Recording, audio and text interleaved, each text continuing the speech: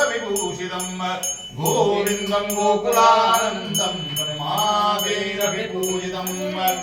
नमस्तेस्तु महामाये श्रीपीठे सुरपूजिते शङ्खचक्रगदाहस्ते महालक्ष्मी नमोस्तुते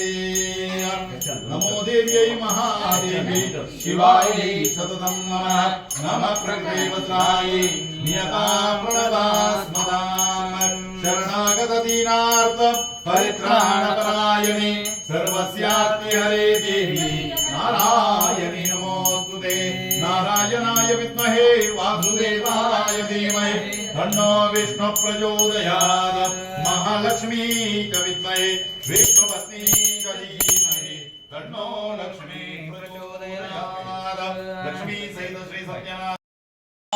गंगे पार्वती सुमनांच्या माळा विभूती जय उदराना श्री पंडिता झाले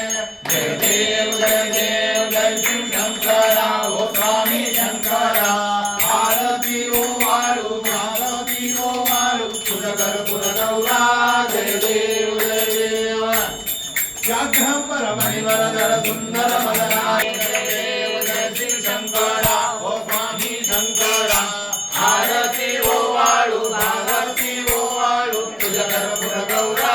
जय देव दुर्गे दुर्गटवारी तुझविन संसारी अनाथ दीन दयाळा सत्य नारायण देवा जय जय दीन दयाळा सत्य नारायण देवा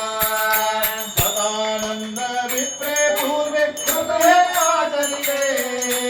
गविवृद्धवडुनि अंती कांते मोक्ष पदानी रे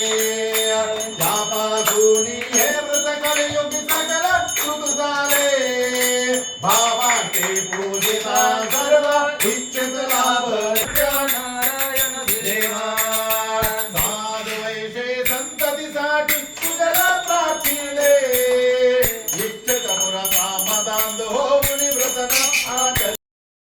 देवा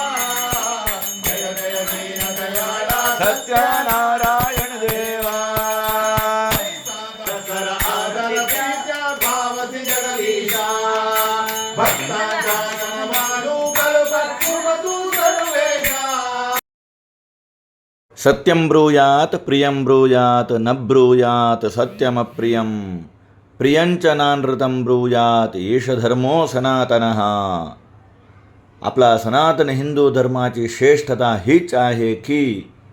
सत्य बोलावं आणि प्रिय असलेलं सत्य बोलावं आणि अप्रिय असलेलं सत्यसुद्धा बोलू नये आणि आवडत असलेलं प्रिय असलेलं खोटंसुद्धा बोलू नये. हीच ते श्रेष्ठता आहे आपल्या सनातन हिंदू धर्माची. आम्ही सत्यनारायणाची पूजा केली तर पुरे होत नाही आणि त्याच्याबरोबरच सत्याचा आणि धर्माचा आचरण केलं तर ती पूजा सत्यदेवाला प्रिय होईल.